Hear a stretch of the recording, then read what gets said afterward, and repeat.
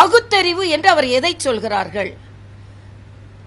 மூல நம்பிக்கை, மூட நம்பிக்கை என்று எப்படி சொல்ல முடியும்? நான் சின்ன வயசுல இருந்து திருநீர் வச்சுட்டாங்க நான் போவேன். இது என்னோட உரிமைங்க.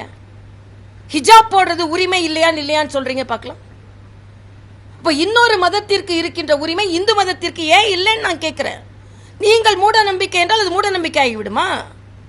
எங்களுக்கு மூல நம்பிக்கை இருக்கிறது. பொட்டு வச்சுட்டு தான் நாங்க போவோம், அந்த நம்பிக்கை இருக்குது. அதை எதிர்க்கிறதுக்கு நீங்கள் யார்? மக்களின் மன உணர்வை எதிர்ப்பதற்கு நீங்கள் யார்? இதைத்தான் நாங்கள் கேள்வி கேட்கிறோம். மக்கள் கேள்வி கேட்க வேண்டும். நான் கயிறு கட்டணும், என்ன கட்டியிருக்கேன், இந்த கயிறு எனக்கு நம்பிக்கை தருகிறது என்றால் நான் கட்டுகிறோம். தாலியம் கட்டுறாங்க. ஆக நம்பிக்கையில் ஏன் நீங்கள் தடையிடுகிறீர்கள்? அது ஏன் மூல நம்பிக்கை, மூட நம்பிக்கை நீங்க இருக்கிற மூட நம்பிக்கையின் அளவுகோல் உங்களை பொறுத்தவரையில் என்ன? திராவிட முன்னேற்ற கழகத்திற்கு மாநாடு நடக்க வேண்டும் என்றால் பூமி பூஜை செய்வார்கள். அவர்கள் செய்தால் அது பகுத்தறிவு. அவங்க வீட்டில் வந்த பெரிய பூசணிக்காய் திருஷ்டி பட்டு விடக்கூடாதுன்னு உடைப்பாங்க. அது அவர்களுக்கு பகுத்தறிவு, எங்களுக்கு மூட நம்பிக்கை. சும்மா கதை விட்டுட்டே இருக்க வேண்டாம். 2026 வரைக்கும் கொஞ்சம் எல்லா அமைச்சர்களும் என்ன ஜெயிலில் இருக்க போறாங்களா, அமைச்சர்கள் இருக்க போறாங்களான்ற அது வேற பதற்றத்தில் இருக்கிறாங்க. இங்க எல்லா அமைச்சர்களும் பிரச்சாரத்துக்கு போக முடியுமா, போக முடியாதா, சிறைச்சாலைக்கு போகுமா, வழக்காடு மன்றத்துக்கு போகுமா? இருக்கிற அமைச்சர்ல பாதி பேர் வழக்குகள் இருக்குது. வழக்கமா வேலை செய்ய போறோமா, வழக்காடு மன்றத்துக்கு போட போறோமா, இதெல்லாம் அவங்க யோசனை செய்து கொண்டு இருக்கும்போது அண்ணன் ஸ்டாலின் கொஞ்சம் பொறுமையா அவங்க அமைச்சரவையில் என்ன நடக்குது, அவங்க கூட்டணியில் என்ன நடக்குது, எங்க கூட்டணியை பார்த்து கொண்டு இருக்கிறார். அண்ணன் திருமாவளவன் கொடியேற்ற முடியவில்லை என்று புலம்பிக் கொண்டிருக்கிறார். கம்யூனிஸ்டுகள் தொழிலாளர்கள் நலன் பாதுகாக்கப்படவில்லை என்று அவர்கள் அந்த செல்போன் பிரச்சாரத்தில் கூட சாம்சங் பிரச்சாரத்தில் பிரவீனையில் அவங்க பேசிக் கொண்டிருக்கிறார்கள். துணை முதலமைச்சர் என்று அண்ணன் செல்வ பெருந்தகைக்கு ஒரு போஸ்டர் ஓட்டினோன்னு அது கிழிக்கப்படுகிறது. தம்பி கார்த்திக் சிதம்பரம் போன்றவர்கள் எங்களுக்கும் ஆட்சியில் உரிமை இருக்கிறதுன்னு சொல்றாங்க. அதுக்கு என்ன சொல்றீங்க?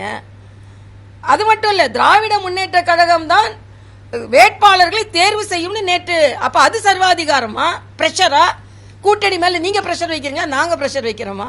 ஆக எல்லா பிரஷரையும் அவங்க வைத்துக்கொண்டு மற்றவர்கள் மீது பிரஷர் என்று சொல்லிக்கொண்டு அவங்க ரொம்ப பிரஷர்ல இருக்காங்க அப்படின்னு தெரிகிறது.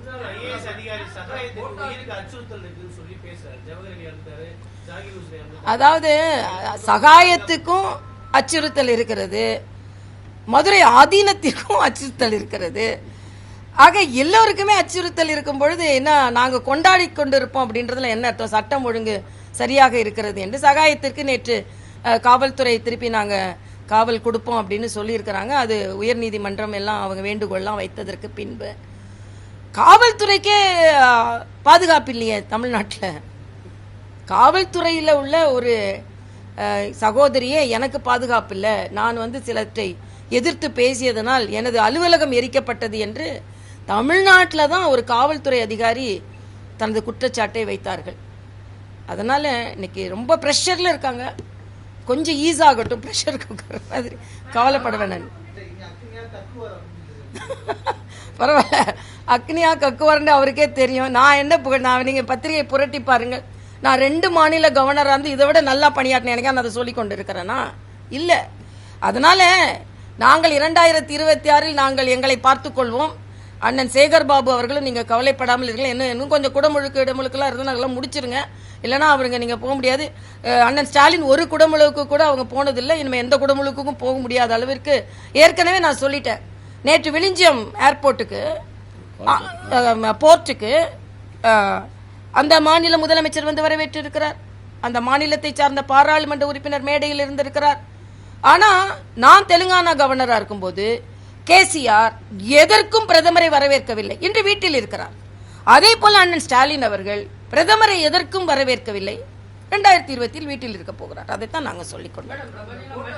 பிளே ஸ்டோர் மற்றும் ஆப் ஸ்டோரில் இருந்து பாலிமர் செயலியை QR கோடு மூலம் பதிவிறக்கம் செய்யுங்கள். செய்திகளை உடனுக்குடன் பெறுங்கள்.